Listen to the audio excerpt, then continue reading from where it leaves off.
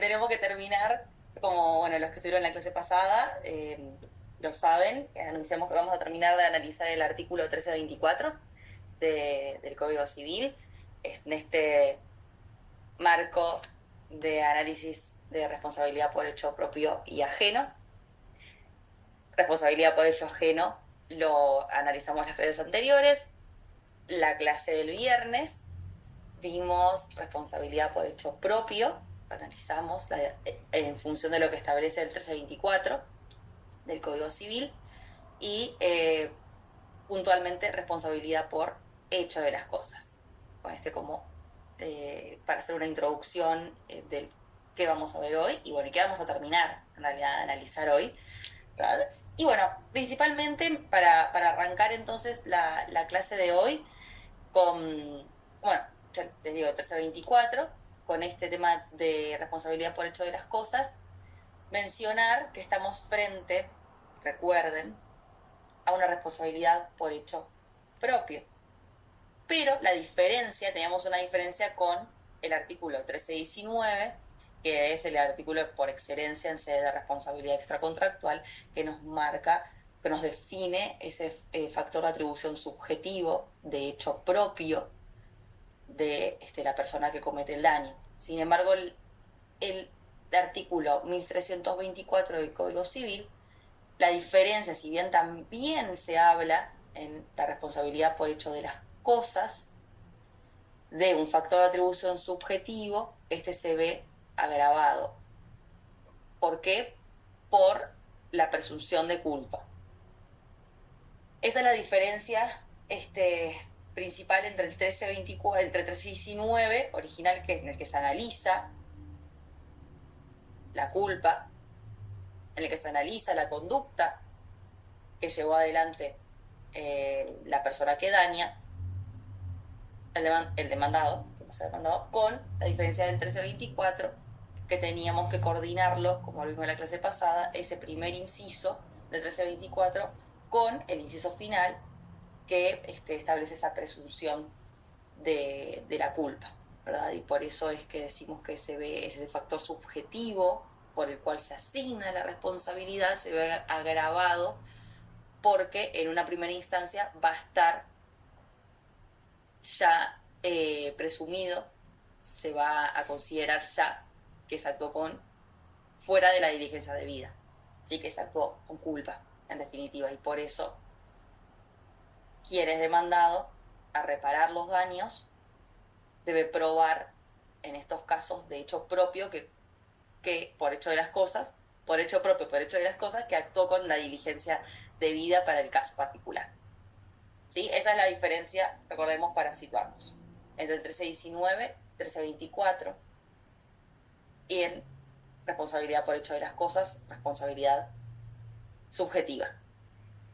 Ahora, nos quedó pendiente de la clase pasada, estuvimos viendo todo lo que tenía que ver con el concepto de cosa, qué era el hecho de la cosa, y nos había quedado pendiente para la clase de hoy, bueno, analizar todo lo que tiene que ver con las distintas posturas acerca del factor de atribución, que menciono, o factor subjetivo agravado, que es el quizás hoy el más aceptado, tanto en doctrina como en jurisprudencia, pero esto, bueno, ha ido cambiando, hay otras posturas, y es interesante, bueno, analizar esta evolución que ha tenido con relación a los conceptos sobre todo también el concepto de guarda, ¿sí? Que si quieren para situarnos y estar todos, empezar a ponernos también un poquito en situación, ya despertarnos y bueno, repasamos el artículo 1324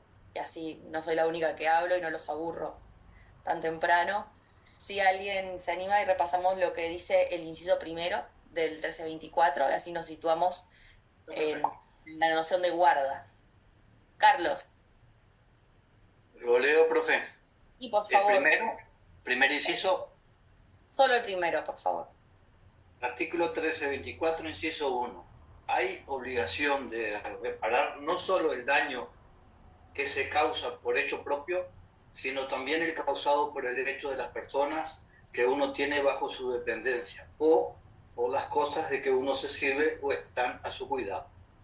Muchísimas gracias, Carlos. De nada.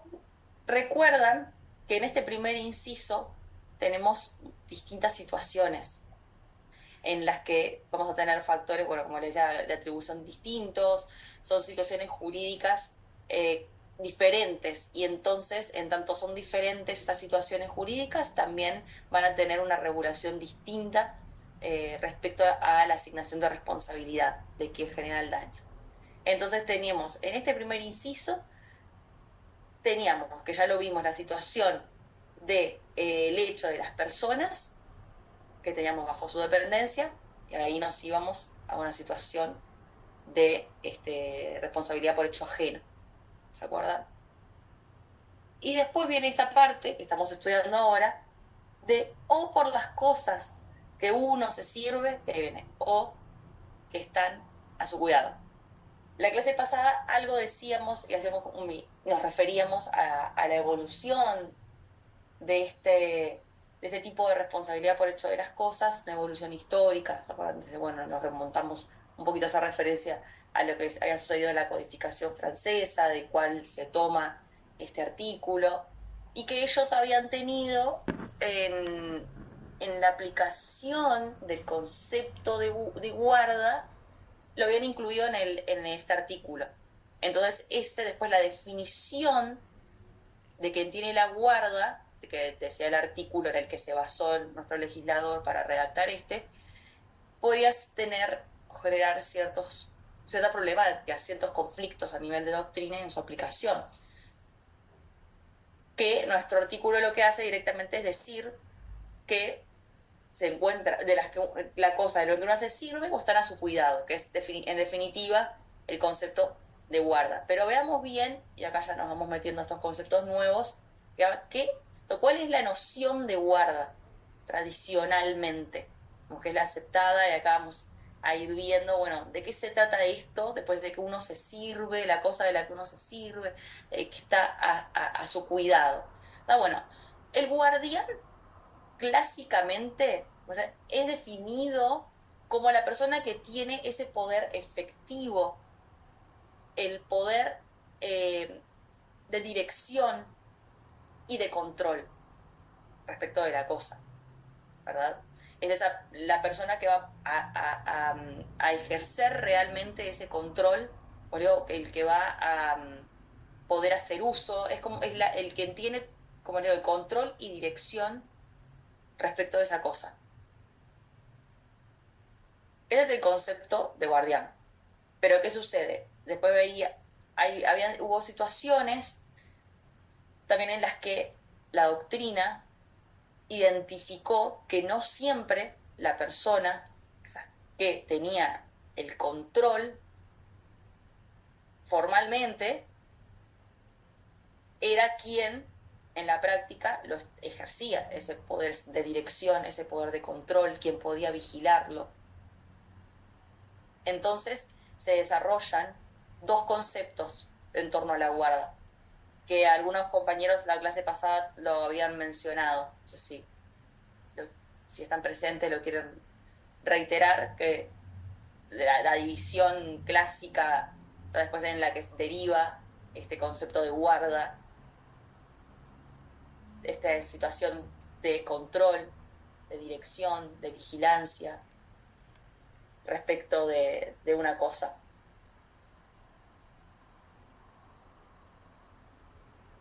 Yo con alguna cuenta regresiva, 3, 2, 1, y si no... ¿Me podría repetir la pregunta? La división clásica, después de que decimos, bueno, el guardián es quien tiene el poder efectivo, quien tiene ese control directamente de la cosa, pero no siempre coincide, decíamos, la persona que formalmente lo tiene bajo su control con la persona que en la práctica lo lleva adelante.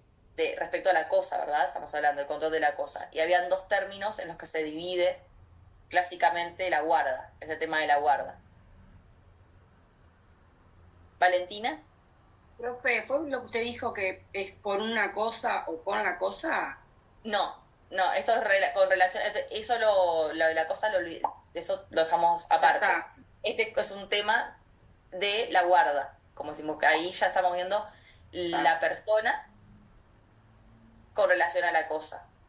También, pero en cuanto a esta facultad de control o de poder de dirección.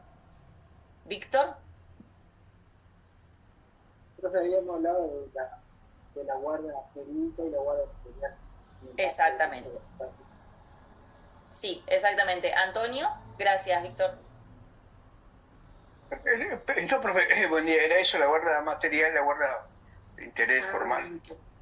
Era quien tenía... Eso pasaba más bien, ocurrían los accidentes de tránsito. Sí. Lógico, ahí tenía un vehículo que es el propietario y ahí donde está toda buscar la prueba y a una persona, por ejemplo, le presta el auto para otra persona, bueno, y esa tiene que causa el accidente, bueno, y ahí puede ser compartido o no, pero ahí es un tema jurisdiccional, pero ahí está todo el fundamento de la responsabilidad por la guardia. Correcto, exactamente. No, muchas gracias a ustedes. Entonces, es así. Por un lado se divide con la guarda jurídica, que deriva precisamente la jurídica de ese poder basado en un derecho que se tiene sobre la cosa, y tomando el ejemplo que trae el compañero, en el caso de vehículos que intervienen, recuerden que ahí sí vehículo era considerado una cosa, ¿verdad? Porque cosa, concepto amplio, animado, inanimado, no me importa si la relación, si la cosa es dañosa o no por sí misma, ¿se acuerdan todo eso que vimos la que se pasa? Cosa, vehículo, accidente de tránsito, interviene un vehículo, hay un hecho de las cosas. Entonces, tenemos el guardián jurídico en esta división, que es el propietario. ¿Por qué? Porque tiene el propietario del vehículo, pero porque es quien tiene ese derecho sobre la cosa, el derecho de propiedad. Carlos.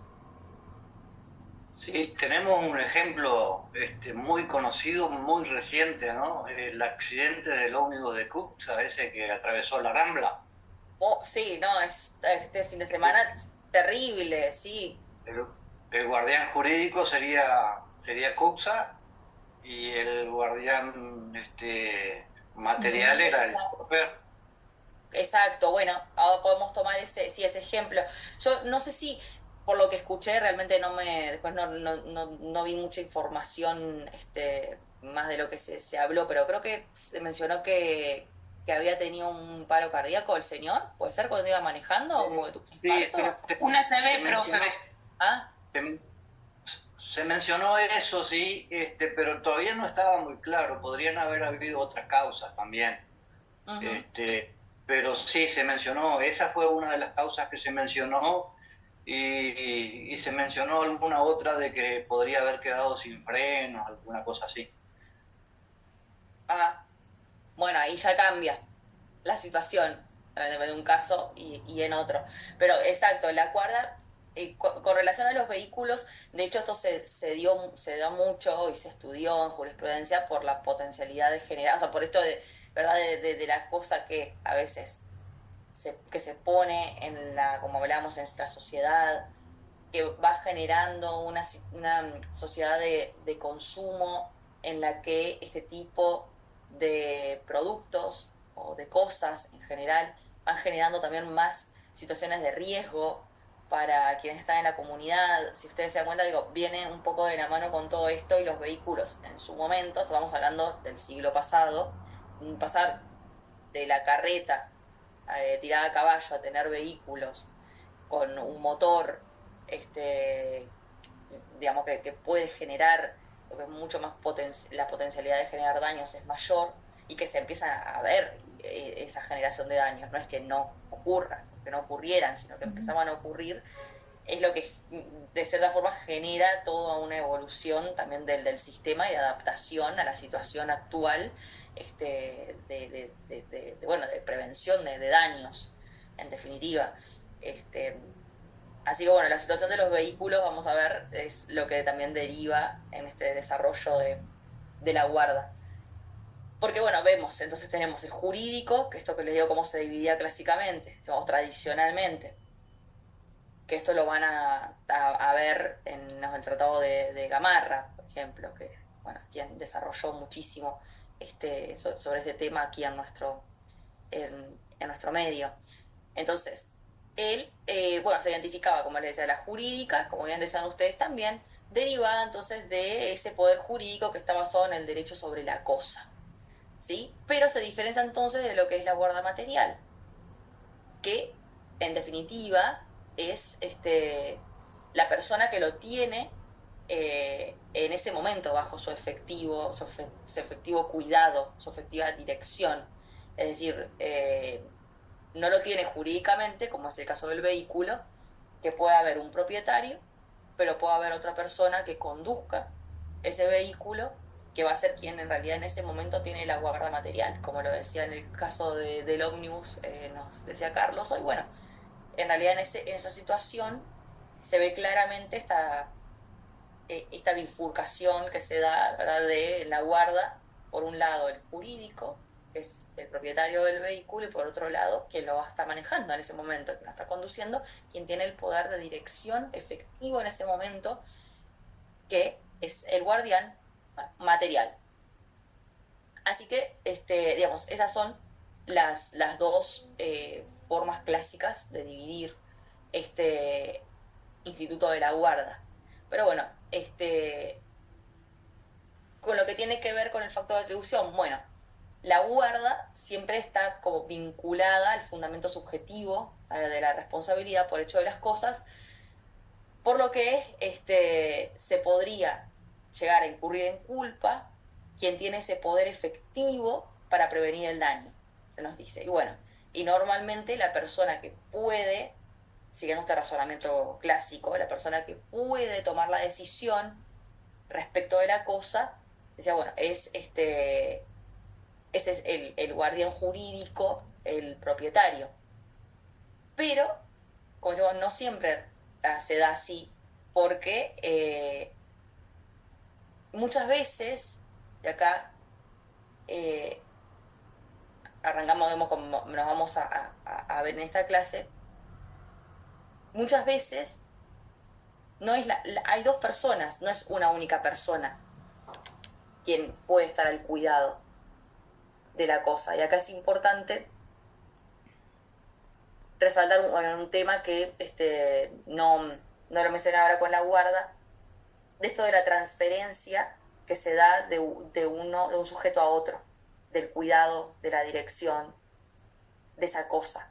Entonces, lo que sucede, o lo que se explicaba clásicamente, es que hay un guardián jurídico que en realidad en un momento reúne toda la cualidad de guardián, o sea que no hay una diferencia entre guardián, que es guardián jurídico y material a la vez, o sea, porque es el único guardián respecto de la cosa. En el caso del vehículo, lo podemos ver claramente si es la persona que es propietaria del vehículo y a la vez lo conduce. Ahí tenemos la persona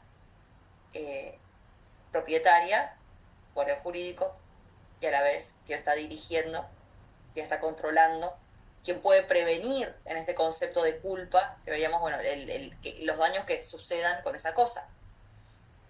Pero cuando vamos a la figura del guardián material, ¿sí?, pueden ser dos personas distintas. Puede haber entonces el jurídico y el material. Y hay una transferencia, suele decir, de la guarda, de esa guarda única, que hace que queden esas dos personas en jurídica y material. Y bueno, y se hace transferencia para uno de ellos. Entonces, ¿quién termina respondiendo en esta posición clásica? Se dice, bueno, el que tiene la dirección real, es decir, el guardián material de la cosa, que es el que realmente pues está al cuidado de la cosa, quien está dirigiéndola, quien puede prevenir efectivamente el daño y no meramente el propietario. Pero bueno, esto se los dejo ahí como para que lo vayan pensando y vamos a ver ahora cada una de las posiciones y van a ver, bueno, qué sucede entonces después con esta división en otras, cuando va evolucionando y otras posiciones. Pero bueno, ahora con esta introducción y para hacerlo más esquemático, como me gusta a mí para que les quede claro en terminar un tema y también ir ordenándolo, vamos a ir viendo las diferentes posturas entonces que hay en doctrina y en jurisprudencia aquí en Uruguay respecto a el factor de atribución en este punto del 1324, inciso primero. La primera, y como decíamos, es la tradicional y la más admitida al día de hoy, que se sigue utilizando por los jueces, es esta subjetivista tradicional que veníamos hablando de, bueno, un régimen de responsabilidad subjetiva agravada para la responsabilidad de hecho de las cosas, que debe interpretarse en coordinación con el último inciso, que decíamosle, el que presume la responsabilidad. Eso es lo que enseña Gamarra, clásicamente. No hace diferencia él entre servirse de la cosa o estar al cuidado de la cosa. Nos dice, ambos son los conceptos que hacen al guardián. Ambos son los conceptos de guarda. Y acá, si recuerdan de las clases anteriores también, que hablábamos, bueno, de todos esos conceptos de que decimos, bueno, la culpa invigilando, la culpa ineligiendo, bueno, eso se aplica acá porque, bueno, estamos analizando la conducta de la persona en esto, sí. Entonces, se aplican todos estos conceptos que tienen que ver con la vigilancia de la cosa, con la elección, bueno, hacemos que se hace de la persona a la que se transfiere también, bueno, esa guarda, quién va a estar al cuidado y quién se va a servir de la cosa. Y bueno, y ahí tenemos las exoneraciones de responsabilidad en la medida en que yo pruebe que actúe diligentemente, de acuerdo al estándar que fija el último inciso de ese artículo 1324. Define, en este sentido, Gamarra, la guarda, como decíamos, bueno, con control hablamos control directo, control material sobre la cosa. Y dice, acá les quiero citar bien que como lo define en cuanto, bueno, al factor de atribución, nos dice, siendo el guardián aquel sujeto que en los hechos, esto es efectivamente, ¿verdad?, tiene la cosa bajo su mando y señorío, y por eso mismo está en condiciones de vigilarla. Es decir, bueno, y el daño acaecido permite presumir la culpa, es decir, permite presumir que omitió vigilarla con la diligencia de un buen padre de familia, que es el estándar de conducta que fija el último inciso. Y acá un punto importante, para esta posición tradicional, subjetivista, la guarda es alternativa, que significa que solo va a haber uno, o sea, una persona, ya sea guardián jurídico o guardia material, el que va a responder. No puede haber más de un guardián. Como les decía, hay solo una persona que es la que tiene efectivamente, o sea, en los hechos, la cosa bajo su mando, la cosa bajo su control. Entonces, va a ser esa persona la que responda en función a su conducta y no otra. No tenemos más de, o sea, es alternativa, como digo, es uno o es otro. Yo voy a ser responsable a uno u otro, pero no a los dos al mismo tiempo. Es decir, a quien le cabía esa responsabilidad de custodiar la cosa, de vigilarla y que no produzca daños a terceros. Esto es lo que, bueno, tradicionalmente, y lo que todavía al día de hoy, les digo, como posición clásica, sigue siendo lo que se aplica en nuestro derecho por los jueces. Pero han habido, bueno, otras posiciones que se desarrollaron, algunas más con más asidero y otras menos, como, bueno, lo que fue la posición de Peirano, que es importante también mencionarlo para que tengan todos, o por lo menos una reseña de todas estas posiciones, que fue como la objetivista, es decir, basado en un factor de atribución objetivo, garantía. Como lo mismo que hablábamos en el caso de los dependientes, ¿te acuerdan que aplicábamos el factor de atribución garantía para responsabilizar de forma objetiva a la persona que tenía bajo su dependencia? Es decir, al empleador, hablamos, bueno, también de dependencia social, económica. Bueno, lo que decía, básicamente la posición de Peirano es esta de decir, bueno, no puede ser que en el mismo inciso, primero, bueno, digo, muy resumidamente, ¿no? Él decía que no podía en una misma norma haber como dos factores de atribución distintos. Entonces, si nosotros decíamos que respondía en el caso de las personas que uno tiene bajo su dependencia, o por el hecho de las cosas, estaba hablando, digamos, como que la norma hablaba de lo mismo y se tiene que aplicar un mismo factor de atribución. Es decir, no es admisible para él sostener que existen dos regímenes diferentes, dos factores de atribución diferentes aplicables en una misma norma. Digamos que debía aplicarse en este caso también la presunción, perdón, el factor de atribución de garantía en el caso de las cosas que uno se sirve o que están a su cuidado, al igual que sucedía con el caso del dependiente. Y que así, además, el sujeto garantizaba la indemnización a la víctima por los daños que podía producir la cosa.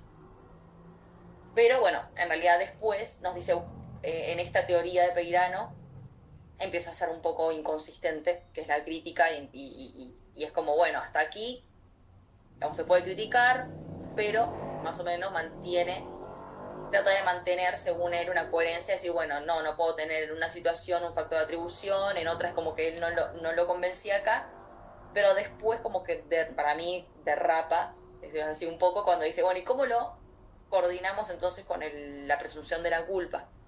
Y lo que decía Peirano es que lo que establecía el inciso final del artículo 1324 era una obligación legal, como un estándar, o sea, no era un estándar de conducta para medir la culpa, sino era como una especie de obligación legal de garantía, que para eso estaba. Que ahí decía, bueno, viene la obligación legal de garantía en ese último inciso. Y esa obligación legal, dice, no es una obligación de resultados, sino que es una obligación de medios, de intentar hacer todo lo posible para.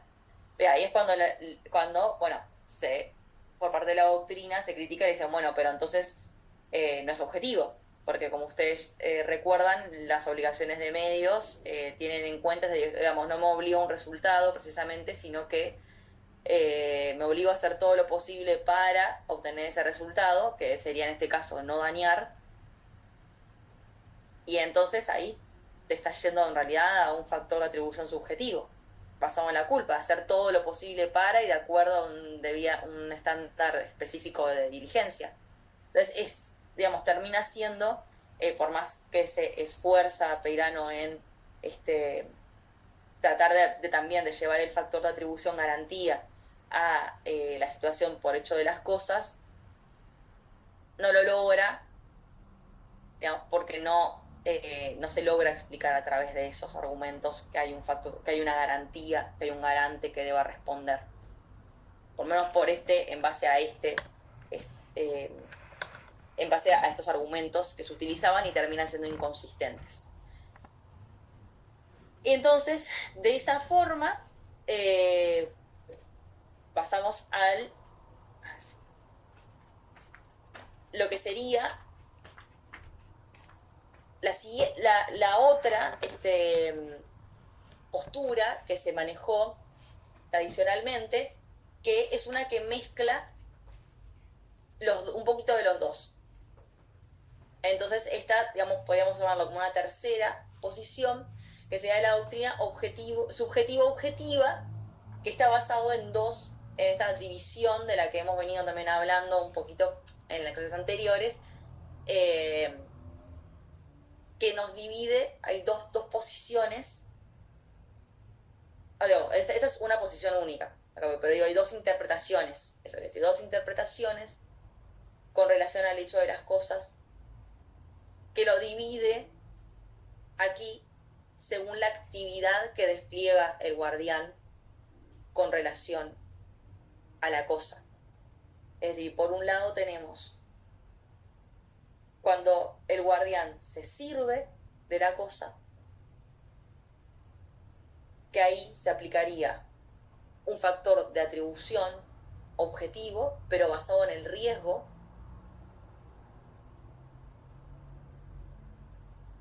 Y en el caso del guardián, cuando cuida las cosas, digamos, cuando están a su cuidado, pero no se sirve de ellas, es decir, no recibe un provecho, no recibe un beneficio a cambio de usar la cosa, en esos casos se mantiene, sí, la responsabilidad por hecho propio con el factor de atribución subjetivo, pero agravado por la presunción de culpa del artículo 13, del inciso final del 1324.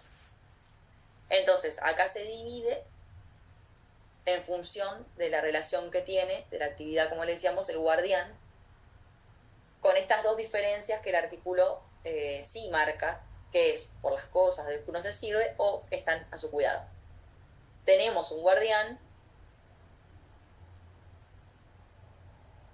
pero dependiendo de la relación, de la función, de la actividad que realice con relación a la cosa, es que se va a aplicar un factor de atribución distinto. Esto surge, y acá también hacer referencia, como les decía hoy, a los casos de los vehículos y los accidentes de tránsito que han dado mucho para trabajar en su momento para el desarrollo de estas doctrinas. Por allá por el año 1990, un caso que fue como el puntapié para esto. Imagínense que hasta ese año, que parece que fue hace mucho, pero en realidad no es tanto, no se pone a pensar, ¿no? Del 90 para acá no es tanto. En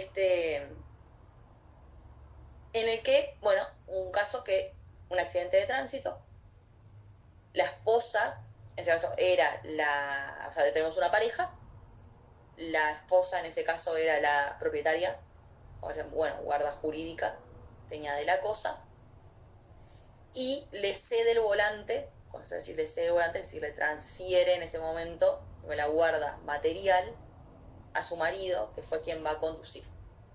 Entonces, en la división clásica decimos, tenemos un guardián material que conduce, un guardián jurídico, y como les mencionaba hoy, en esta postura sostenida por Gamarra, no hay una guarda, la guarda es alternativa, o sea, los dos no podrían responder, tendría que ir contra uno o contra el otro.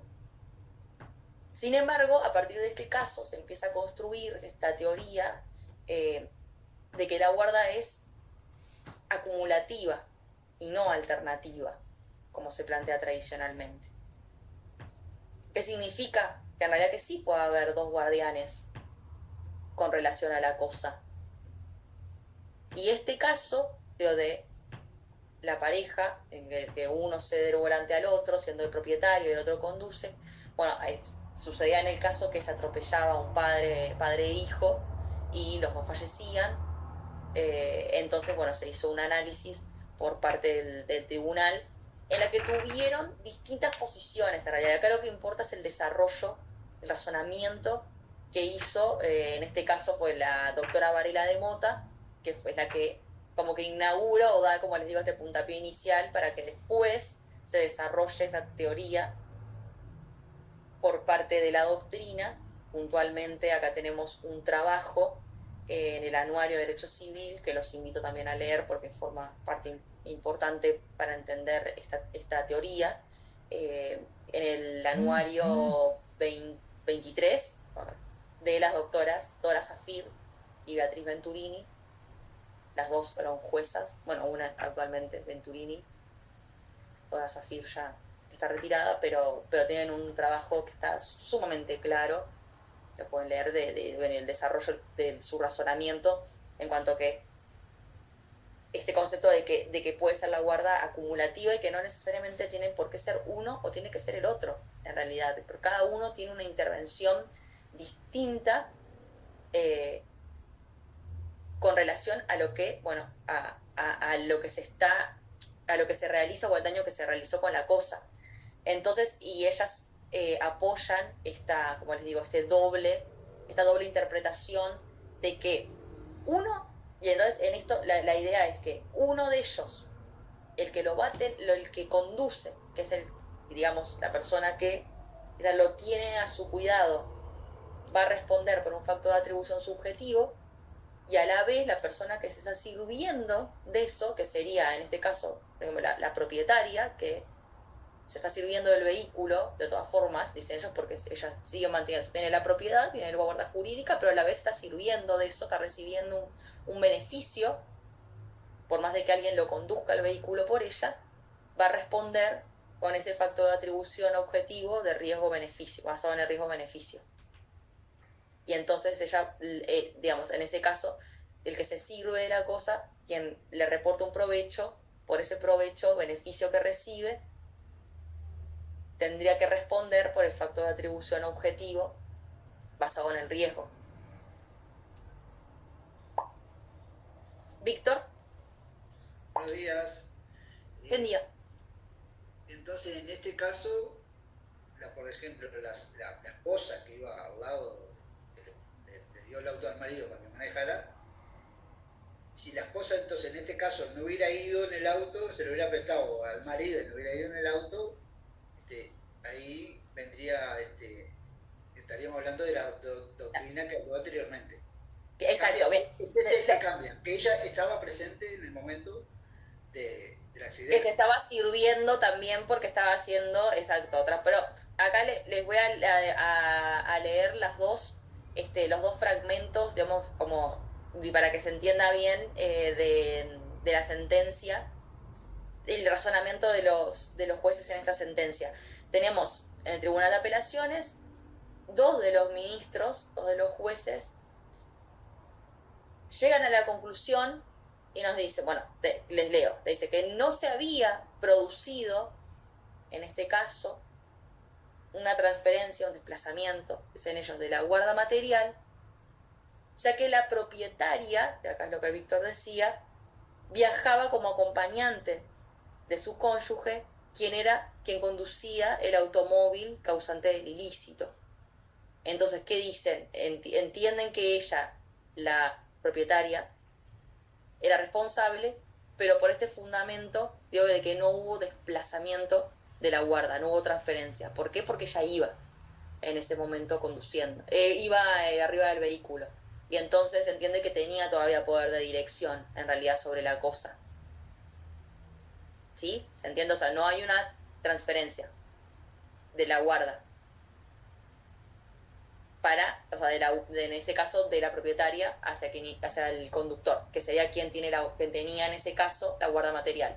Distinto hubiese sido, si pensamos contrario sensu, bueno, si ella no hubiese estado en ese momento en el vehículo, podríamos decir que quien tenía, evidentemente, la guarda material era el conductor y no ella, porque ella capaz que estaba en su casa y no sabía, o sea, era la propietaria, como les digo, meramente por el vínculo que tiene legal con la cosa, por el derecho que tiene sobre la cosa, pero no estaba controlando, vigilando, ¿verdad? No podía hacer uso de ese poder de dirección respecto de la cosa, que la tenía quien conducía. Entonces acá estos dos jueces de tribunal dicen, bueno, no, en realidad es responsable la propietaria, en este caso, por esto. Sin embargo, el razonamiento de la doctora Varela de Mota es otro, y nos dice que el propietario que presta una cosa a otro se está sirviendo de la misma, de la cosa, dispone de ella al autorizar a otro sujeto. El autorizado, así, se sirve de la cosa prestada, pero también el que le dio en préstamo, dice ella. Por ello, concluimos que ambos pueden ser responsabilizados eventualmente, y no vemos por qué debe limitarse el servicio de la cosa al usuario material y no al que tiene el poder sobre ella. ¿Ves? Es un razonamiento distinto. Ella lo que termina razonando es que esa guarda puede ser de las dos personas, es decir, no por el hecho de haber transferido, como hacemos esa guarda material, que ella considera que no es tal en este razonamiento, sino que ella mantiene, la propietaria en este caso mantuvo un vínculo con relación a la cosa, pero por servirse de ella. Está bien, no era quien la tenía a su cuidado, sino que se estaba sirviendo. Y entonces podemos tener una persona que la tenga a su cuidado y una persona que se sirva. Y los dos deberían ser responsabilizados por el mismo hecho, por el mismo daño. O sea, hay un hecho y los dos responderán, bueno, proporcionalmente, en este caso por la intervención que hayan tenido cada uno, pero los dos responden por el daño causado. Ahora, perdón, Víctor Sousa, ahora que estabas con la mano levantada, pero quería terminar este concepto, esta idea, cerrarlo de lo del caso. Ahora sí. Creo que lo terminó diciendo igual ahora, pero en todo caso Dale. entonces se lo emplazaría a los dos y los dos responden solidariamente por el hecho que hayan dañado, la persona que hayan dañado.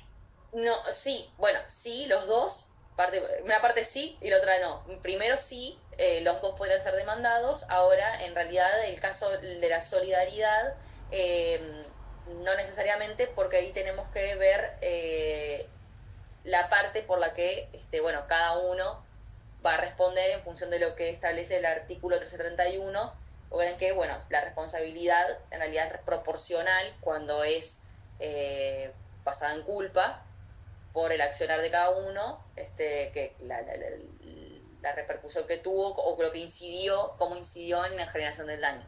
Salvo que haya actuado con dolo, que si un delito ha sido cometido por dos o más personas, cada una de ellas responde solidariamente del daño causado. No es aplicable esta regla cuando el daño proviene del cuasi delito, sus autores responderán proporcionalmente.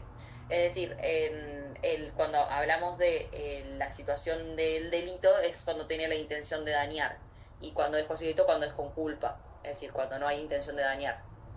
Así que, digamos, en un caso u otro, obviamente, si actúan con dolo, sí, van a responder solidariamente. Si no, cada uno responderá proporcionalmente por la parte que tuvo, la incidencia que tuvo en la generación del daño.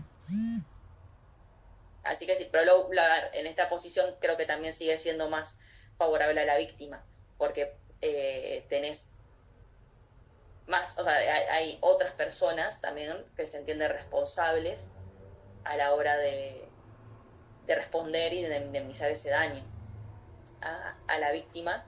Así que creo que sigue siendo una posición. Yo realmente, digo, en lo personal me inclino bastante más por esta posición que por la tradicional. Entiendo que bueno, que es como una construcción clásica, ¿verdad? Bueno, no sé qué les parece a ustedes, entre las tres que vimos, creo que quizás es el que responde mejor en esto, como siempre hablamos del, bueno, derecho de daños, primero de la responsabilidad civil, de reparar a la víctima como paradigma, ¿verdad?, que tenemos que tener en cuenta siempre para mí.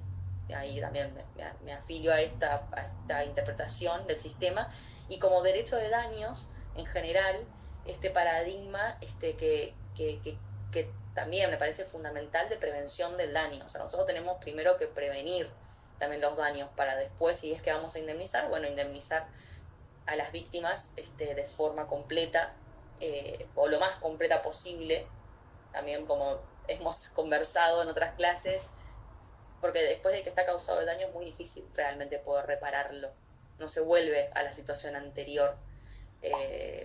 Entonces, esta forma de tener un sujeto más que responda, en este caso, por el factor de atribución objetivo, porque se sirve, porque le reporta un provecho económico, porque tiene un beneficio económico. Bueno, acá hay un punto, no solo económico, también hay quienes lo amplían un poco más y nos hablan de un concepto amplio del beneficio, ¿verdad? Que puede ser incluso, yo no tengo, digamos, si yo hago una mera liberalidad y entrego el vehículo gratuitamente, sin ninguna retribución, se entiende que también, bueno, hay como un motivo por el cual se entrega y se recibe un beneficio,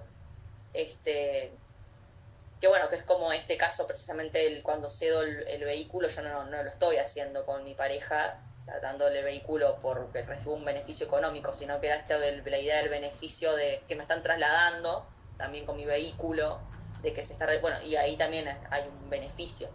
Entonces, como, como potencial responsable, yo debería tomar todas esas medidas de prevención para que no se ocasione el daño y saber, bueno, a quién se lo estoy cediendo, a quién le estoy cediendo, que si confío, o sea, yo creo que adiciona un elemento para prevenir el daño en esta postura. Y bueno, y después tenemos dos sujetos que responderán cada uno por la parte que le toque. A ver, Analía.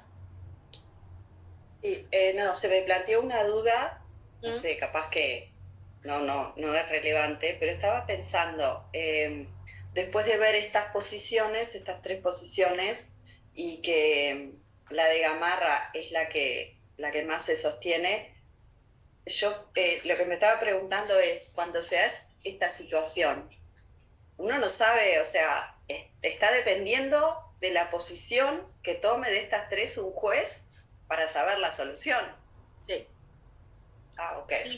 Sí, en realidad,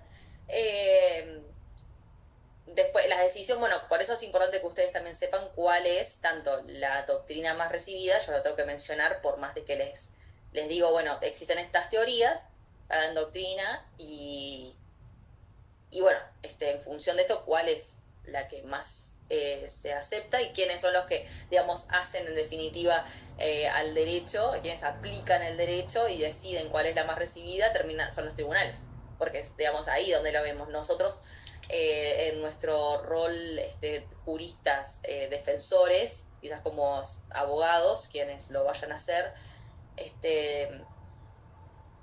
tenemos una posición obviamente que es vamos a hacer una interpretación que favorezca la posición de nuestros clientes o en la situación que veamos que, bueno, que puede intentar esta reparación, bueno, o al contrario, ¿no? Porque como siempre digo, quizás también se sostiene una posición y uno tiene que defender, analizar los elementos, analizar las distintas alternativas y fundamentos que se encuentran en la norma y en la interpretación de las normas que hacen los doctrinarios, pero los doctrinarios no son los que aplican el derecho. Entonces, ¿cuál de esas posturas que maravillosamente o no tan maravillosamente desarrollan los doctrinarios, sabemos cuál es la que se admite, bueno, por los jueces? Entonces, ahí en definitiva nos marcan una pauta los jueces de una situación en un determinado momento. O sea, esto es hoy, pero esto, como le digo, no es estático en derecho. Nosotros también hay ciertas interpretaciones del derecho que como operadores jurídicos nosotros también podemos utilizar y comenzar a defenderlas, y quizás encontremos un juez, como pasó en este caso de la doctora Valera de Mota, que dijo, bueno, no, en esta situación yo entiendo que, digamos, aplica otra cosa, y se apartó y lo fundó, porque lo importante es eso, que esté fundado, y a partir de esa sentencia comenzó a desarrollarse toda una teoría, una interpretación, ¿viste? A verlo distinto, a decir, bueno, parece que tiene razón, ¿no? Lo que está planteando, también eso, digo, no hay que tener miedo a poder salir de lo tradicional, y en la medida en que esté fundado, obviamente que es lo que corresponde, fundarlo bien y por qué, ¿verdad? Aplicaría el caso que nosotros tenemos, no traerlo a la demanda, por ejemplo, en estos casos, o a la defensa, ¿verdad?, en la constatación de demanda, decir, bueno, no, entendemos que en este caso aplicaría esta posición particular, y bueno, hacer una búsqueda, siempre es interesante hacer una búsqueda de jurisprudencia para saber en el momento, bueno, cuántas veces se ha aplicado, cómo ha sido la aplicación por los jueces. Sí, sin duda que es importante verlo,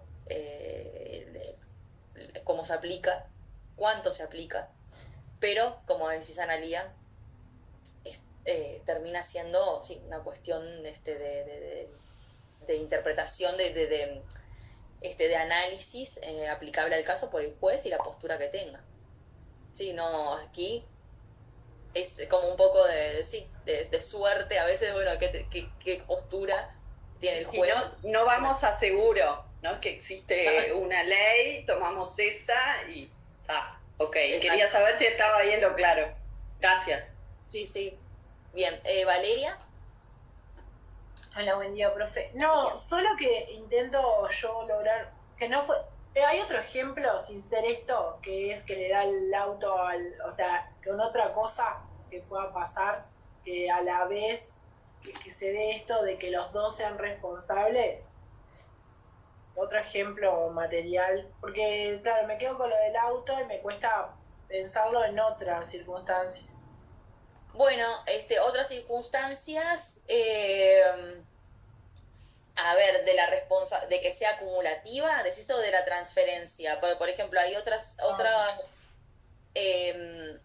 situación, por ejemplo, en la que se ve claramente, y ahí sí está admitido expresamente por las normas, en las que se responde acumulativamente distintas personas respecto a un daño, como, no sé, los copropietarios, a veces cuando hay un daño, digamos, que se ocasione, como hablamos otra vez, bueno, de la cosa, que puede hacer agua, o el caso, no sé, si hay una filtración de agua, ¿verdad? Y hay un daño a un tercero, o sea, cuando estamos hablando de no sé, un edificio, algo que pueda también generar un daño a un tercero desde lo que son las áreas compartidas, ahí, por ejemplo, todos los copropietarios responden acumulativamente y no alternativamente, o sea, de lo que ocasiona los daños que puede ocasionar esa filtración de agua, que no tiene nada que ver, y todos responden por ese mismo hecho, y es acumulativo. Entonces, eso es una forma de verlo de la manera acumulativa y que no necesariamente siempre tiene que ser alternativa. A ver, vos decís después de la parte de la transferencia, ¿no? Sí.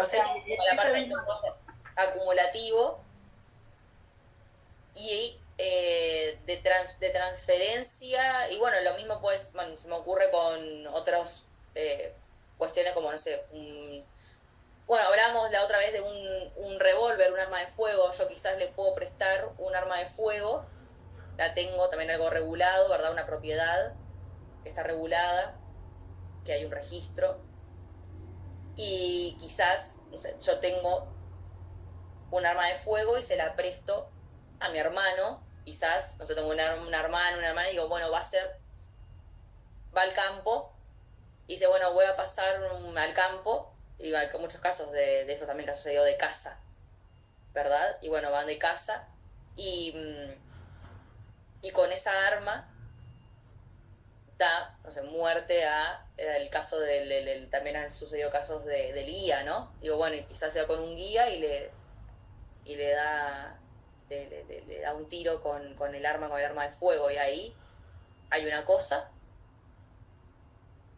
Y si vamos a los papeles, quizás veamos y dijimos, bueno, ¿y de quién es el arma? ¿Quién tenía la guarda material en ese caso? De la cosa. La persona que la estaba utilizando. Por ejemplo, mi hermano. Pero ¿quién es el dueño cuando vamos a ir porque las armas están registradas, como saben? Entonces voy a decir, bueno, ¿estaba registrada? ¿No estaba registrada? Sí, estaba registrada. ¿Y el nombre de quién? Me da el nombre de Silvina. En realidad, y bueno, si yo le presté, por ejemplo, en la postura tradicional, esto de si yo como guarda jurídica, o sea, le doy el arma y se la presto para que la utilice una otra persona, yo voy a seguir manteniendo mi vínculo jurídico, legal, ese derecho respecto de la cosa, y quien va a estar utilizándola es otra persona, quien va a tener la guarda material. Y entonces en la interpretación tradicional hay una transferencia en ese momento. Ahora hay que ver después si esa transferencia es tal como decíamos, en esta interpretación que hacían en la sentencia esta que estábamos analizando, los dos primeros jueces que vimos que decían, bueno, no, en realidad ella se seguía sirviendo de la cosa y entonces y seguía controlando porque estaba ahí, entonces no había una transferencia. Porque yo estaba ahí. Sería el caso en el que, por ejemplo, dice, vamos de casa y en realidad yo fui con mi arma, voy con mi rifle y estoy ahí, pero le digo, toma, dispara vos con esto. Sería como esa situación, ¿no? Toma, dispara vos con mi rifle. Y yo sigo ahí, o sea, estoy ahí, como, digamos, en esta interpretación, pudiendo controlar lo que se hace con mi cosa. Entonces, en ese caso, yo seguiría siendo la responsable. Y no el otro. Pero en ese caso no, en ese caso yo no estoy. Yo simplemente se lo presté para que fuera el fin de semana. Y quien tenía el control en realidad ahí sería el otro. Salvo que, bueno, ahí también hay una cuestión después de ver si la transferencia de esa cosa pudo haber sido culpable o no. Es decir, si yo se lo presté a una persona que en realidad yo sé que está desequilibrada mentalmente, no sé, que puede hacer daño, obviamente esa transferencia que yo hice es totalmente culpable de mi parte. Y bueno, voy a seguir respondiendo yo, pero porque no, la transferencia se considera nula en esos casos. Pero bueno, eso es la interpretación clásica, tradicional. Como digo, en la interpretación esta subjetivo-objetiva, podríamos tener los dos responsables acumulativamente. Y no de forma alternativa, como nos plantea la tradicional, de que tiene que ser uno de los dos. ¿Carlos? Profe, yo tengo un código comentado que tiene un ejemplo debajo del artículo 1331. Tiene una sentencia del Tribunal de Apelaciones en lo civil de séptimo turno del 2022 esa. Bien reciente. Sí, bastante reciente y lo que tiene de interesante es que está respaldado, tiene todos los aportes doctrinarios, o por lo menos los más importantes sobre el tema. Y digo, por eso está interesante, digo, capaz que a los compañeros podrían verlo. Es la número 59 de 2022. ¿Querés leer? ¿Está muy largo o querés hacer referencia? No es muy larga, es bastante cortita. A ver, dale, léela. Bueno, a ver, lo podemos comentar. Leo todo el comentario, porque primero tiene es cortito. Dice, en la responsabilidad extracontractual, si el hecho ilícito es cometido por más de una persona con dolo, o sea, intención de dañar, la responsabilidad es solidaria. En cambio, cuando el hecho ilícito es cometido culposamente, es decir, sin intención de causar un daño, por más de un sujeto, la responsabilidad es proporcional al daño ocasionado. Exacto. Sobre las diferencias entre solidaridad y condena in solidum, adjuntamos la sentencia número 59 de 2022 del Tribunal de Apelaciones Civiles de séptimo turno, redactada por el doctor Etrin, que contiene además expresa mención a los aportes doctrinarios sobre el tema. Dice la sentencia, debe tenerse en cuenta que no procede la solidaridad en la demanda, se pide una condena in totum, folio 132, concepto de azarosa precisión que no deja en claro si se pide una condena a cada codemandada por el todo o que se condene a ambas partes emplazadas a pagar el total de lo reclamado, que no tiene por qué interpretarse necesariamente como solidaridad o insólido. En cuanto a carece tal solidaridad de ley expresa que la respalde, artículos 10 de la Constitución Nacional, más 1246 y 1391 del Código Civil, artículo 63 del Código de Comercio. B. La supuesta responsabilidad que se reclama, contractual y extracontractual, se reprocharía por culpa y no por dolo, por lo que queda excluida la solidaridad que se configura solo cuando la coparticipación es dolosa. Artículos 1331, inciso 1 y 1391 del Código Civil, artículo 263 del Código de Comercio. C. En el actuar de los demandados hubo influencia, más no coparticipación, por lo que la condenabilidad en su caso hubiera procedido por defecto insólito, creación doctrinaria jurisprudencial, y no por solidaridad, que requiere ley o contrato que le imponga.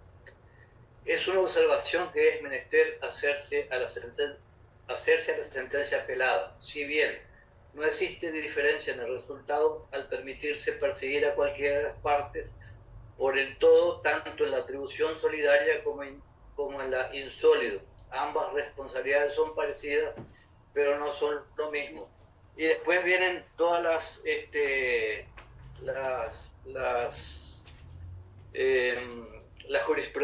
jurisprudencia, no, la doctrina. Comentario de doctrina. Claro, bien, en ese caso, perdón Carlos que te interrumpa, no, y gracias por el aporte. Estamos hablando del caso, bueno, de la solidaridad, como mencionaba hoy el compañero Víctor, que nos decía, bueno, ¿y cómo responden, verdad? Si tengo dos, en este caso de la guarda acumulativa, si tengo más de un sujeto para responder, y bueno, pues responden proporcionalmente, a medida en que haya responsabilidad extracontractual por culpa y no por dolo, como decíamos, por dolo solidario, que es lo que nos dice el 1331. Perfecto, no sé si había algo más, Carlos, que querías acotar. Solo le voy a comentar que entre las posiciones doctrinarias habla de la que tú habías mencionado, de Venturini y Tabaquian. Sí, claro, exacto.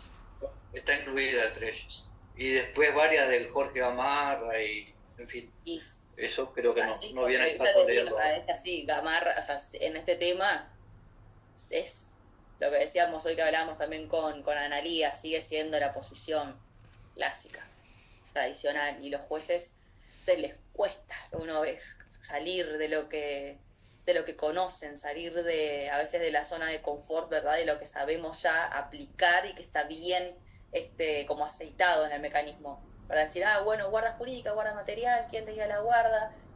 Aplicar ahí el factor de atribución subjetivo con culpa presumida, que el otro pruebe que actuó con culpa para eximirse de responsabilidad, y bueno, y así es mucho más sencillo para el sistema, pero vale la pena, ¿no? Analizar otros casos. A veces hay que superar ciertas costumbres, ¿verdad? Que ya las tenemos tan marcadas o instauradas, y empezar a dar un paso más en otras interpretaciones. Bien, Antonio, ¿qué querés aportar? Sí. La causa de justificación, ¿están ahí o no? Sí, ¿dónde? Digo, en la guarda material y eso. Hay causa de justificación, por ejemplo, si alguien te roba el auto o te roba por ejemplo. Bueno, te roba el revólver. Como le decía, ahí hay que analizar si esa transferencia de la guarda fue culpable o no, es decir, si estuvo la transferencia sujeta también a lo que son las causas de eximente. Acá sí tenemos, por eso le aplica la presunción del último inciso del 1324, y si se actuó en el cuidado de la cosa o cuando se servía de ella, como el estándar del buen padre de familia que nos establece el 1324, ¿verdad?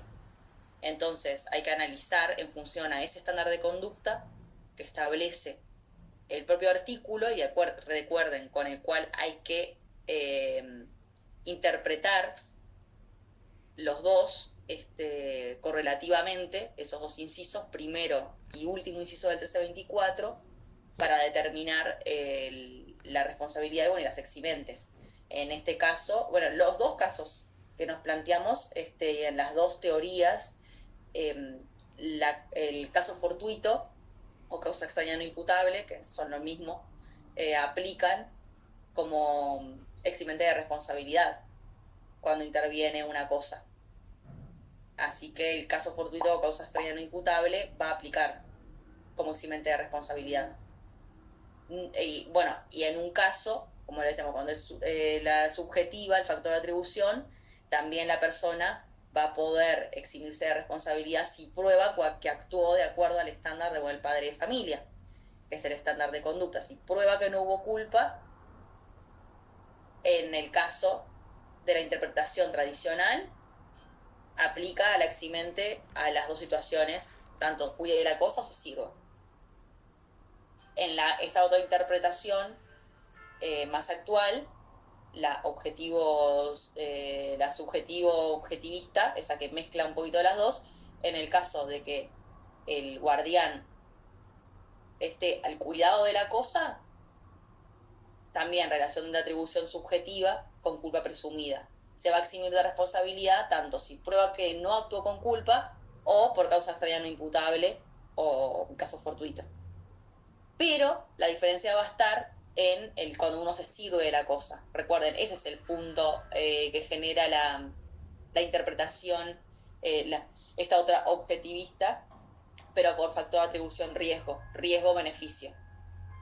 Y esta es la teoría en la que sostienen profesores como Mariño que el factor de atribución, cuando uno se sirve de la cosa y recibe un beneficio, recuerden, beneficio también, concepto amplio de beneficio, ese provecho justifica que se aplique un factor de atribución objetivo, basado en el riesgo. Y entonces se responde ya no por mi conducta, entonces ahí ya no me importa si yo pruebo que actúe con diligencia. En realidad, por más de que yo pruebe, no, yo actúe con toda la diligencia de buen padre familiar, no va a servir para eximirlo de responsabilidad. Lo único que sí lo va a eximir de responsabilidad es el caso fortuito. Y ahí hay que ver, bueno, si aplica el caso fortuito, la causa sería no imputable dependiendo de la situación. A ver, que tengo algunas manos levantadas, Valentina y Carlos. Valentina. Profe, yo entiendo las tres tesis y Sí. pero ahora lo que a mí me cuesta como entender es la separación de esa transferencia del guardián. Por ejemplo, en ese caso que usted leyó de la sentencia que escribieron las profesoras también, sí. Dice que ella estaba ahí sirviéndose de la cosa, pero en realidad ella al transferir el volante, ¿cómo tenés vos la dirección en ese caso? No sé, como que no logro ahí. No, claro, hubo dos posturas distintas en ese caso. Los que dicen, o sea, habían dos de los jueces del tribunal son los que dicen que ella no transfirió, en realidad, que es responsable porque mantenía todavía la posibilidad de controlar. Claro, pero usted, por ejemplo, dio también el ejemplo del arma, que le dice a su hermano, toma, dispara vos, que capaz que tenés mejor puntería y está el animal ahí. Sí. Pero, ¿y qué responsabilidad puede llegar a tener usted por más que sea el guardia jurídico si usted no está disparando? De no transferírsela, por ejemplo, a esa persona. Yo soy en el que en ese momento lo está cuidando, en realidad. Entonces, yo no se lo puedo, digamos, al transferírselo a la otra persona, al prestárselo, yo, digamos, como que propicié que, o sea, que yo tenía el control sobre la cosa, yo se lo di. O sea, ahí está el tema de, bueno, yo lo tenía que bajo mi cuidado. Por eso en la proporcionalidad de la responsabilidad capaz que es menos de la persona que disparó, supongamos. Claro, no, bueno, pero acuérdense que la interpretación tradicional no es acumulativa, es decir, yo tengo que optar, es alternativa. Entonces yo tengo que ver en cuál de los dos va a responder en ese caso. Obviamente lo que pasa en los hechos es que se demanda a los dos, pero va a responder solo uno. Y ahí va a depender de, bueno, cuál de los dos va a responder. Porque, reitero, no, la tradicional es alternativa. No se concibe para el razonamiento que hace Gamarra, en este caso, no concibe que hayan dos guardianes. En esa postura tiene que haber solo uno que es el que responda.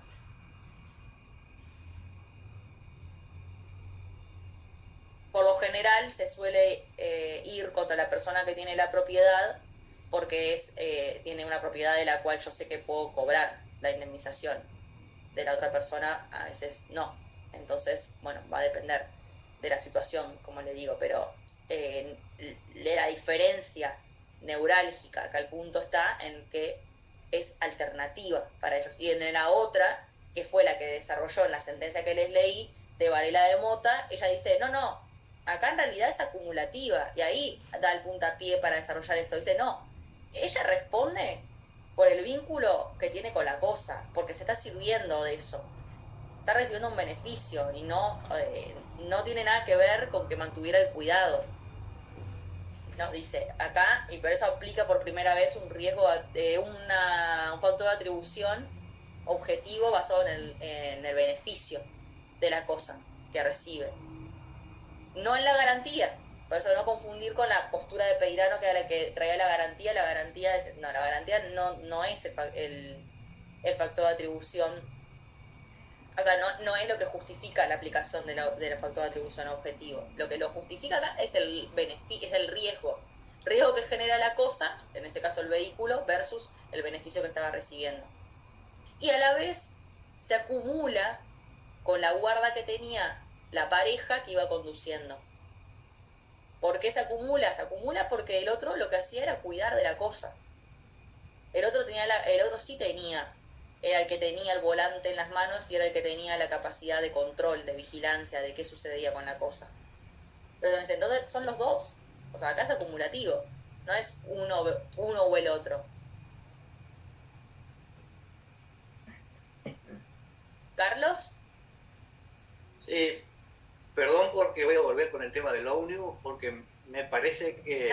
Sí, nos quedó ahí el tema del sí. El tema del accidente del ómnibus, porque me parece que va a ser un muy buen ejemplo para estudiarlo, porque seguramente hay como 5 o 6 personas heridas y seguramente van a haber demandas, ¿no? Sí. Y estaba pensando en que se me ocurren 3 hipótesis para estudiarlas ahí, ¿no? Una puede ser que haya tenido un ACV, en ese caso es un hecho fortuito, ¿verdad? Yo igual quiero hacer vosotros te terminás el razonamiento y ahora les voy a decir una cuestión respecto a ese caso. Yo pensé en eso, pero después la otra puede ser que le hayan fallado los frenos, y en ese caso el chofer no tendría responsabilidad, sino sería la empresa, pero que a su vez sería el encargado del mantenimiento del vehículo quien de repente cometió un error. Y la otra cosa podría ser que no hubiera sucedido ninguna de esas dos cosas y que hubiera habido impericia por parte del chofer también, ¿no? Claro, sí. Me parece que va por ahí, porque está bueno el caso para seguirlo en el desarrollo después, ¿no? Sí, sin duda está bueno. Ojo que ahí quería hacer, cuando dijiste lo de los pasajeros, ¿verdad?, que estaban heridos, hay que diferenciar que con los pasajeros hay en realidad una responsabilidad contractual, porque hay un contrato. Entonces no estamos en esto que es extracontractual.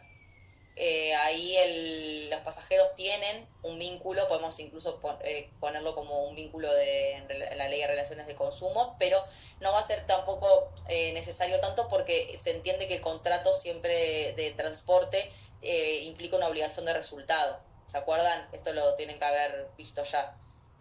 Una obligación de resultado, contrato de transporte, o sea, ¿de qué? De llegar sano y salvo a destino.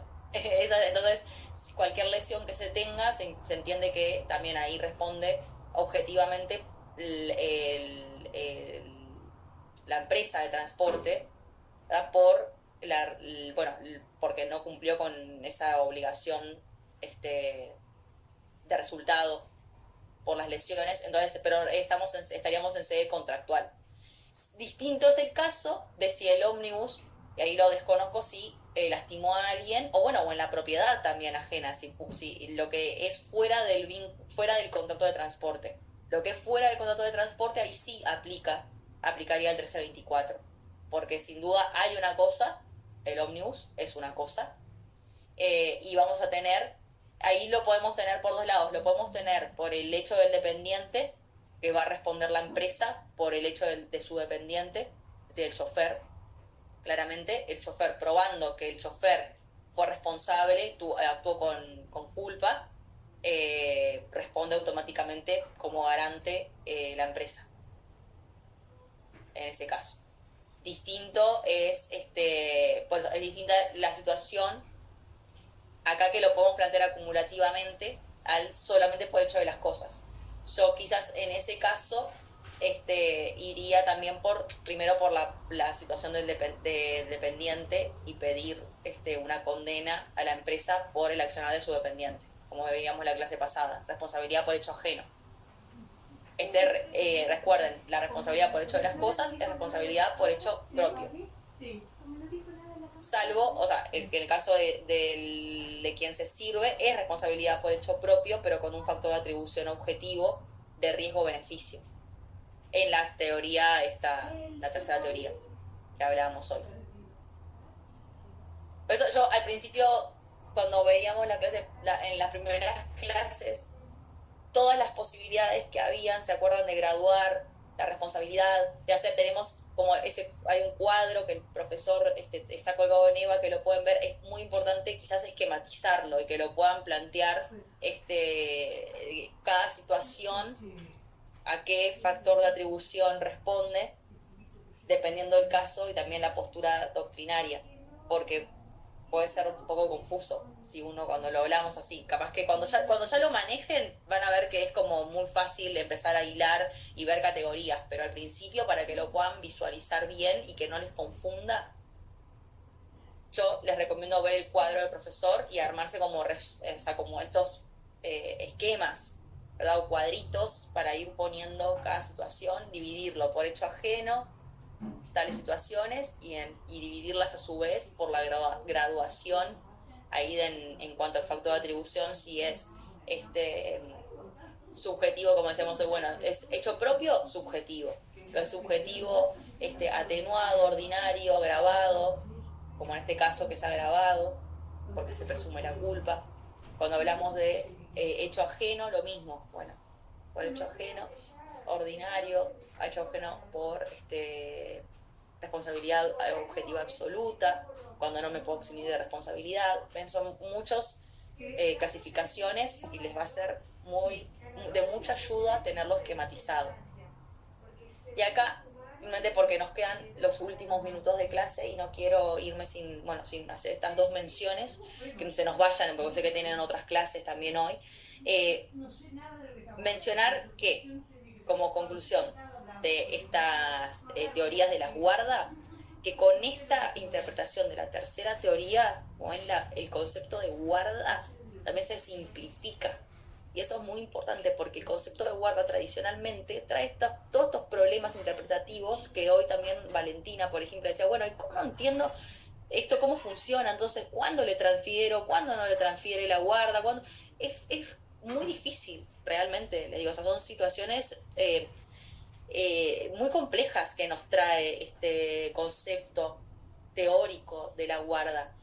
Por eso es que así, de esta manera, cuando dividimos las dos funciones estas de, bueno, cuando uno lo tiene a su cuidado, y bueno, y el otro se sirve porque recibe un beneficio en términos amplios, y los dos responden acumulativamente, simplificamos enormemente toda esta problemática que se puede generar en el plano después práctico, traer esto teórico, bajarlo a tierra, que genera, les digo, muchas confusiones, muy complejo. Entonces eliminamos de esta manera todos estos conflictos que generó y que genera hasta la actualidad la teoría de la guarda, material alternativa, y bueno,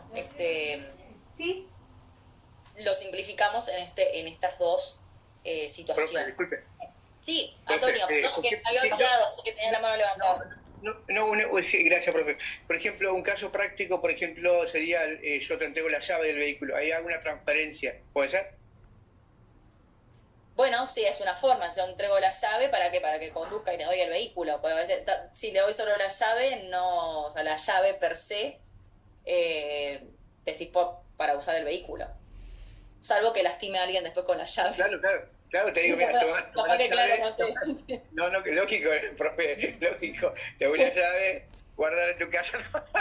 No, claro, no, digo, capaz que quería lastimar a alguien, terminaba lastimándolo con la llave. Ok, simbólicamente digo, tomar la llave y hacer un mandado a tal lado. Le transfirió la guarda. Ok, gracias. Exacto.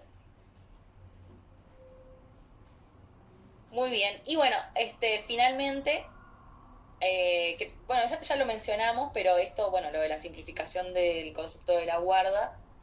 Y nos sacamos de arriba todo este tema también de si es la imposibilidad de la guarda alternativa, cuando estoy en este tema, bueno, de quién materialmente está teniendo la guarda en ese momento, ¿verdad? Si lo transferí, no lo transferí, si esa transferencia es nula, si es válida, para decir que transferí, que ya no tengo responsabilidad, por más de que sigo siendo el guardián jurídico de la cosa. Bueno, se plantea todo este problema conceptual que con esto lo simplificamos. Y bueno, y finalmente hacer la referencia a que, bueno, el inciso final del artículo 1324, cuando nos habla de que la responsabilidad de que se trata, dice, en estos casos del artículo cesará cuando las personas en ellas mencionadas prueben que emplearon toda la diligencia de un buen padre de familia para prevenir el daño. Que por una parte, ¿qué función cumple? Bueno, la de configurar esta responsabilidad subjetiva agravada, de la responsabilidad por hecho de las cosas de las que uno tiene a su cuidado, pero que no es la situación, cuando no se sirve de ella, de la cosa, solo cuando la tengo a su cuidado. Y también para la situación de la de riesgo-beneficio, es decir, cuando me sirvo de la cosa, también sirve, o la función que cumple es la de fijar este parámetro de conducta también para todos los guardianes, tanto cuando cuido de la cosa como cuando me sirvo de la cosa.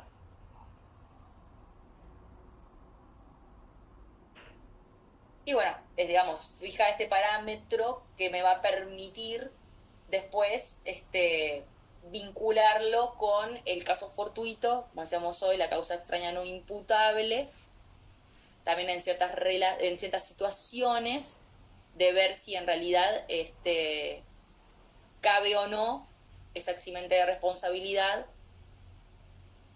de acuerdo con como un estándar este estándar de conducta, que por más de que no lo analizo cuando es objetivo, cuando voy sí a aplicar el eximente de responsabilidad de caso fortuito, causa extraña no imputable, bueno, tengo de todas formas, cuando yo invoco y quiero probar esa situación externa, irresistible, imprevisible, de alguna manera termino también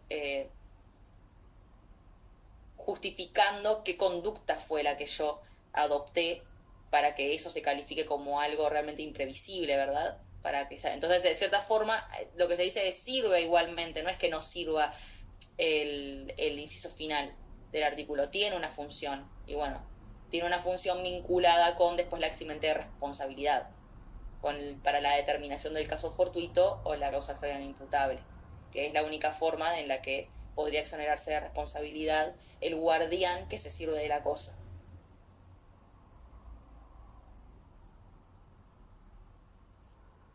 Así que, bueno, ya estamos en hora, nos dio justito para este tema hoy. Así que digamos, es el análisis que hemos hecho de la responsabilidad por hecho propio, 1319 del Código Civil, responsabilidad por hecho propio, refactor de atribución subjetivo ordinario. Siempre vamos a ir como regla general, decimos, bueno, a ese, cuando tenemos un hecho propio. También tenemos el 1324 que establece sus propias, tenemos responsabilidad por hecho propio, que vemos por el hecho de las cosas, con la particularidad del factor de atribución subjetivo agravado, por la presunción de culpa, y a la vez también el 1324 es el que establece la regla general para la responsabilidad por hecho ajeno, con factor de atribución objetivo, basado en la garantía, por la relación de dependencia, o en lo que vimos hoy, para quienes creen en esta teoría, doctrina más reciente, más actual, de que también hay un factor de atribución riesgo-beneficio. Después las clases que vienen van a analizar, vamos a seguir con, creo que es responsabilidad por hecho de los animales, y de las cosas que caen de un edificio y de edificio en ruina, que eran situaciones. Espero que cuando la clase que viene la profesora les diga, les pregunte, ustedes ya van a saber y van a decir, es responsabilidad por hecho ajeno establecido particularmente en estas situaciones, específicos, casos específicos. La regla general 1324, los casos específicos de responsabilidad por hecho ajeno son los que vamos a ver ahora. Y ustedes ya saben, factor de atribución a objetivos y todo, o sea, ya van a estar, me van a dejar allá arriba. A decir, sí, no, es que entendimos todo. Con la profesora Silvina, ya está. Bueno, espero que se haya sido claro, más allá del chiste, que haya servido como también como guía. Esto obviamente no sustituye la lectura que tienen que hacer de los materiales, pero creo que cuando vayan a estudiar también para el parcial y en definitiva, como siempre digo, para que el concepto lo puedan procesar internamente, porque esto es lo que van a utilizar después para ejercer. Entonces es necesario que se vayan con una base clara, que sepan dónde buscar, ¿verdad? Que los artículos, ubicarse bien, en el articulado, en los supuestos, así que esto les haya servido y cualquier pregunta, consulta adicional, me pueden mandar un mensaje por Eva, o bueno, yo estoy conectada también en las clases, me pueden hablar por chat, así que estoy a disposición para lo que los pueda ayudar. Muchas gracias, profe. Nos vemos. No, por favor, gracias a ustedes por la atención. Gracias, profe. Gracias. Chao. Chao, chao.